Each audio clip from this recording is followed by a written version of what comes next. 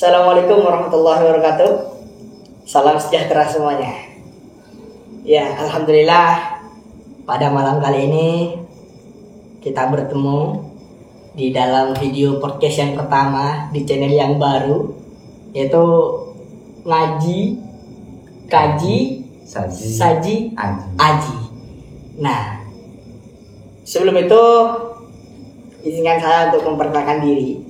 Nama saya Ahmad Imron Taufik dan di sebelah saya ada boleh perkenalan Mas. Baik. Assalamualaikum warahmatullahi wabarakatuh. Waalaikumsalam.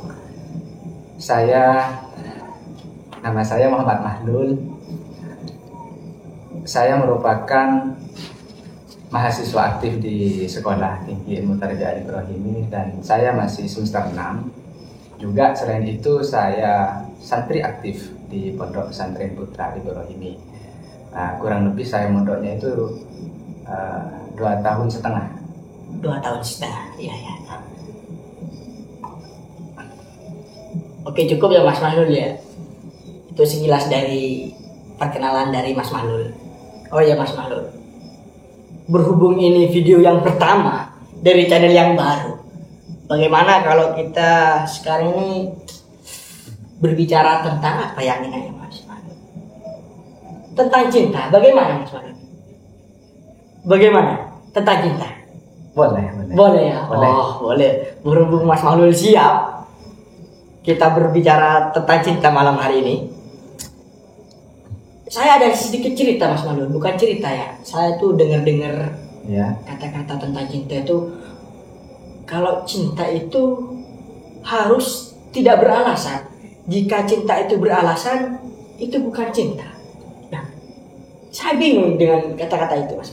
Mungkin Mas Mahlul bisa secara perspektif dari Mas Mahlul, apa itu sih cinta? Ya sebenarnya kan gitu, Mas.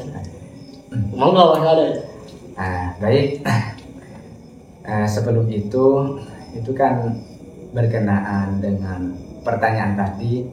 Memang ada ungkapan-ungkapan dari sebagian orang yang mengatakan bahwasannya cinta itu memang tidak perlu alasan. Kalau masih ada alasannya itu namanya kalkulasi. Itu. Ya. Jadi misalkan saya mencintai karena kecantikan, karena kekayaannya, karena kebaikannya. Itu misalkan kalau dia sudah tidak cantik dan juga tidak baik, berarti hilang dong cintanya. Gitu. Ya saya bingung kan tentang itu Mas. Baik. Kalau menurut saya begini, cinta itu memang harus berangkat dari kalkulasi tadi, hasil dari pertimbangan, perhitungan, pikiran dan hati kita. Artinya begini. Ketika kita melihat seseorang, itu kan nggak mungkin semua orang kita cintai kan, nggak mungkin. Artinya kita terlebih dahulu harus punya pertimbangan, punya perhitungan kepada siapa cinta kita harus kita berikan seperti itu. Sehingga ya bagi saya itu kan adalah cinta yang kalkulasi. Tapi ketika cinta itu berangkat dari perhitungan, apakah itu sudah hilang dari hakikat kecintaan? Waduh. Begini. Misalkan saya bertemu dengan seorang Karin. Dia namanya Karin. Sebelum saya bertemu, saya tidak pernah mengenalnya. Kemudian tiba-tiba besok di taman saya bertemu dengan dia. Tiba-tiba saya kok enak ya, saya jatuh cinta saja kah ke dia. Perasaan kadang begitu. Nah, akhirnya kan itu tidak berangkat dari pertimbangan, kayaknya seperti itu. Iya. Tapi aslinya Mas begini, itu sebelum kita mencintai dia, jauh sebelum itu ada kriteria yang sudah ditanamkan dalam hati kita tentang untuk siapa cinta kita itu. siapakah yang layak kita cintai? Itu kan sudah ada dalam hati Sudah, kita. ya. Dan nilai-nilai seperti itu, jadi pedoman untuk bercintanya itu kan berangkat dari pertimbangan, berangkat dari perhitungan kita, batin kita. Nah, kan seperti itu. Ketika seseorang itu langsung menaruh hati pada pandangan pertama, memang kesannya itu tidak melalui pertimbangan, tapi hakikatnya dia berangkat dari hasil kalkulasi juga. Misalkan tipenya kamu itu tipe seperti apa sih? Apa cantiknya, apa baiknya, apa kealimannya, apa ibadahnya, dan lain sebagainya. Dan saya juga bukan pernah sih Mas Malur, sering mengalami seperti itu ketika saya jalan keluar. Kan sekarang pulangan pondok nih. Ya. Duh, itu banyak sekali para wanita-wanita berkeliaran kan gitu Mas. Nah, itu kan kebanyakan ya saya pun pernah mengalami dan mungkin sekarang sedang mengalami juga, menanamkan nilai bahwasanya kecantikan itu patut untuk kita berikan cinta, sehingga ketika nilai itu yang kita tanamkan dalam hati kita, maka setiap saya melihat orang cantik, semuanya dicintai. Nah, sekalipun itu tidak bisa kita dapat ya Mas Malur. Iya, itu kan karena sudah tertanamnya nilai. Iya. Akhirnya otomatis kita setiap melihat perempuan yang good looking. Good looking. Rupanya Mas Malur tahu good looking. Iya. Kerap kali kita berikan cinta kita padanya. Iya. Misalkan sekarang karena Karin dia yang cantik, cinta kita untuk Karin. Besoknya ketemu dengan Dinda, cinta kita diberikan untuk Dinda. Kemudian besoknya lagi karena kita bertemu dengan Nadia misalkan, karena Nadia juga adalah perempuan yang cantik, maka cinta kita juga kita berikan padanya. Itu karena apa? Nah, karena nilai yang melekat dalam diri kita, itu nilai kecantikan. Nilai kecantikan yang dijadikan sebagai pedoman untuk mencintai, untuk istilahnya apa ya? Patut untuk kita cintai, mengapresiasi dengan kecantikan dia, dan alasan cantik itu kita cinta padanya. Gitu ya. Artinya begini, setiap orang itu punya kriteria tipenya masing-masing. Ada yang satu karena cantik, ada yang satu karena kejentelannya, meskipun seorang preman dia diberikan cinta juga oleh seseorang itu.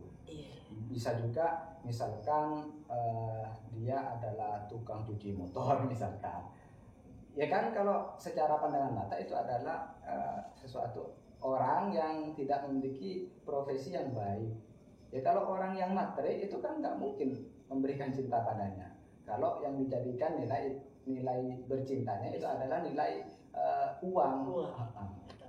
Hartanya. Ada juga orang itu kadang seorang ustadz, dia alim, dia juga beretika, rajin ibadah, dan dia juga ganteng. Tapi istri yang dipilih untuk dijadikan sebagai pendamping hidup justru bukan wanita yang seperti yang kita bayangkan. Justru yang mungkin ya, mohon maaf ini, ya secara pandangan mata itu ya kurang menarik, tapi dia berikan cintanya untuk dia. Itu kan karena ada kriteria tipe yang sudah dijadikan pegangan. Ya, dan tidak mungkin kriteria dan tipe-tipe seorang pria itu sama semua kepada cewek kan ya. Dan contoh fikihnya di sini, kriterianya saya dengan Mas Malur berbeda mungkin ya. Walaupun saya ganteng mungkin ya Mas Malur ya. Ya mungkin kriteria saya dengan dengan Mas Imron ini ada kesamaannya. Kesamaannya ketika dia cantik, kita cinta. Dan mungkin itu orang yang berkiuce Mas Malur. Siapa lo ini kan? Nah, tapi begini, Masalah cinta kalkulasi tadi itu, ketika orang cintanya itu berangkat dari hasil pertimbangan perhitungan, apakah cinta itu lepas dari hakikat kecintaan? Bagi saya, justru ketika seseorang itu bercintanya dengan alasan-alasan yang jelas dan logis, kemudian itu merupakan hasil dari pertimbangan akal budinya, kemudian diturunkan ke hatinya, kemudian melekat dalam hatinya, kemudian dia menyatakan diri dalam kehidupan bahwasanya saya berikan cinta untuk perempuan itu karena sopan santunnya, karena akhlaknya, karena kealimannya dibandingkan perempuan-perempuan yang lain. Karena apa, bahasa Maduranya itu cakang itu ketika ada pekerjaan itu segera diselesaikan tanpa tolak-tolak, itu orang yang cakang kan. Nah, ketika kita ada dalam kondisi itu mencintai karena pertimbangan yang jelas dan logis tadi, maka bagi saya justru dia lah orang yang bercintanya dekat dengan hakikat kecintaan. Karena ketika seseorang sudah mencintai seseorang karena alasan-alasan yang jelas, otomatis dia akan lebih dekat dengan kebahagiaan. Mengapa demikian? Karena ketika kita ada dalam posisi itu, kita akan rela mempertaruhkan segala apa yang ada di diri kita, baik itu harta, baik itu jabatan, baik itu pangkat kedudukan segala macam, bahkan juga jiwa, raga, sampai kadang nyawa sekalipun itu bagi orang yang sedang berlabuh di pelabuhan cinta, dia akan rela mempertaruhkan semuanya itu di hadapan semesta.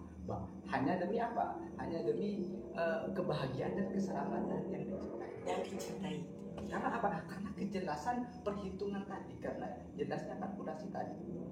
Dan bagi saya cinta yang tanpa kalkulasi itu gak ada. Tidak ada. Dan misalkan contoh juga kisahnya seorang waliullah dari kalangan perempuan. Siapa itu? Rabi'ah Adawiyah. Ketika di siang bolong, di siang hari, itu kan Rabi'ah Adawiyah di tangannya ada sebuah obor, dan di tangan yang satunya ada wadah yang berisi air. Kemudian dia lari-lari di siang bolong. Kemudian datang orang menghampirinya. Kamu itu gila ya? Kok siang-siang begini berbuat seperti itu? Apa maksudmu? Dijawab oleh Rabi'ah Adawiyah bahwasanya dengan api ini saya akan membakar surga, dan dengan air ini saya akan menyiram neraka. Itu kan kaget orang. Kaget. Kenapa demikian? Ya, tujuan Rabi'ah Adawiyah adalah agar seseorang itu dalam beribadah itu tidak karena takut dimasukkan ke dalam neraka, tidak juga untuk mengharapkan agar dimasukkan ke dalam surga. Agar artinya apa? Supaya ibadah seseorang itu murni dilakukan karena cintanya terhadap Allah, sehingga muncul konsep hubbu ilallah. Rabi'ah Adawiyah dalam puncak kehakikatan cinta itu, tentu saja Rabi'ah itu berangkat dari pertimbangan juga kan. Pertimbangannya bagaimana? Ya sebagai seorang makhluk tentu saja Rabi'ah Adawiyah itu pernah mempelajari tentang kebesaran Tuhan, bahwasanya ternyata Tuhan itu memberikan segala anugerahnya kepada kita, kebaikannya kepada kita, sehingga kita bisa hidup seperti ini. Kita diberikan makan, kita berikan udara secara gratis, ya. Kita diberikan bumi sebagai tempat berpijak. Itu kan adalah kemurahan-kemurahan yang telah Allah berikan kepada Rabi'ah Adawiyah, kepada semua makhluk itu kan. Sehingga dari situlah saya kira cinta, kebesaran cinta yang hadir dari Rabi'ah Adawiyah itu muncul. Karena gak pantas kan dari sosok zat yang paling agung dengan segala kemurahannya, kemudian kita terima, tapi kita yang menerimanya tidak mau mencintainya. Ya, betul. Sehingga benar-benar terketuk hatinya bahwasannya hanya ada dat yang ada satu dat yang yang layak, yang layak untuk diberikan cinta secara seutuhnya. Ya. Siapa dia? Ada Allah Subhanahu wa Ta'ala. Ya, betul sekali. Jadi apa yang menurut Mas Mahlul itu cinta yang tidak beralasan itu bisa dikatakan tidak ada? Tidak ada. Oh, berarti gini Mas Mahlul ya, saya menarik kesimpulan dari cerita Mas Mahlul barusan. Ketika kita mencintai seseorang ataupun sesuatu dengan alasan, maka kebahagiaan itu akan semakin dekat pada kita. Nah, masalahnya itu alasan apa? Jadi yang dinilai dalam cinta itu adalah alasannya. Oh, kalau alasannya karena fisik, misalkan karena saya melihat cewek cantik di cover atau di banner di spanduk yang terpajang di pinggir jalan itu. Iya. Kemudian tiba-tiba saya jatuh cinta padanya. Itu atau karena kekayaannya, pokoknya yang bersifat tidak abadi, itu yang salah.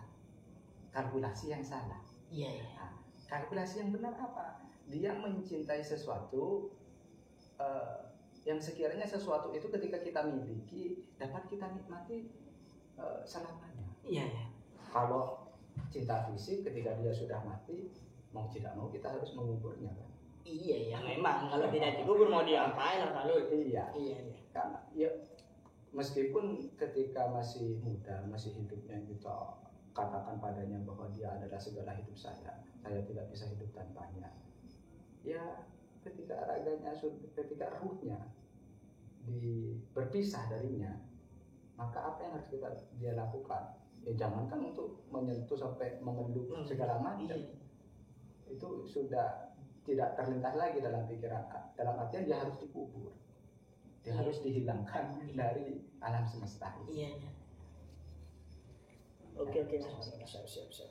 Berarti memang apa ya? Kalau kita... Jadi ya mohon maaf saya potong dulu. Jadi jangan cintai fisiknya, tapi cintai ruhnya.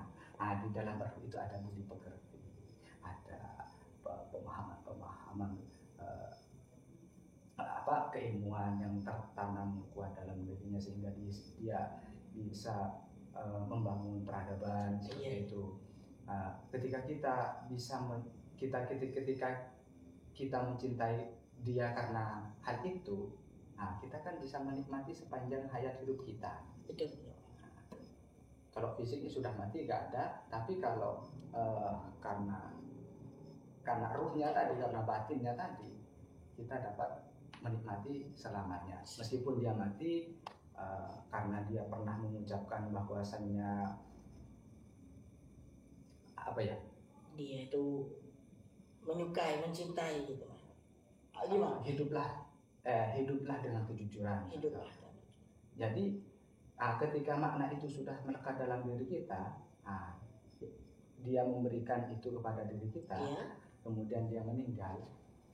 Memang secara dasar dia meninggal. Dan ditanya makna-makna yang pernah dia berikan dalam kehidupan masih tertanam dalam hati. Seperti itu. Ya kurang lebihnya seperti itu. Iya, memang setelah dipikir-pikir kembali dan ditarik kesimpulan dari cerita Mas Mahlul dan pesan Mas Mahlul ini yang sangat lekat di diri saya itu, jika mencintai sesuatu ataupun seseorang, gunakanlah dengan kalkulasi yang sedemikian rupa baik, maka kebahagiaan itu akan datang dan melekat pada diri kita. Seperti itu ya Mas Mahlul. Ya, jadi saya rasa cerita tentang cinta pada malam hari ini kita cukupkan saja Mas Mahlul. Soalnya saya dari tadi tuh sebenarnya tidak ingin mengakhiri video ini, cuman apa ya, durasinya mungkin sudah lama, saya sudah mulai ngantuk. Pokoknya kalau tentang cinta tuh masalahnya gini Mas Terlalu Balu. menggairahkan.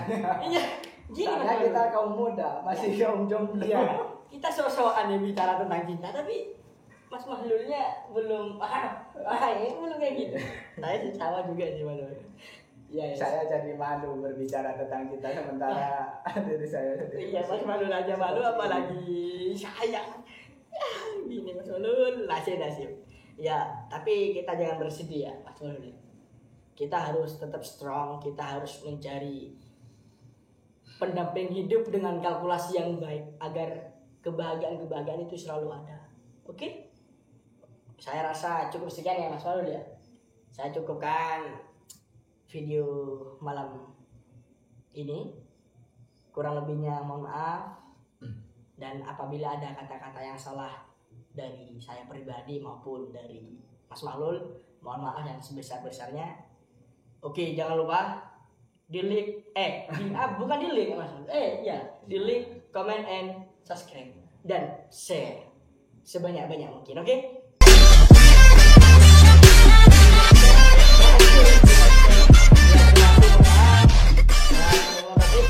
Assalamualaikum warahmatullahi wabarakatuh.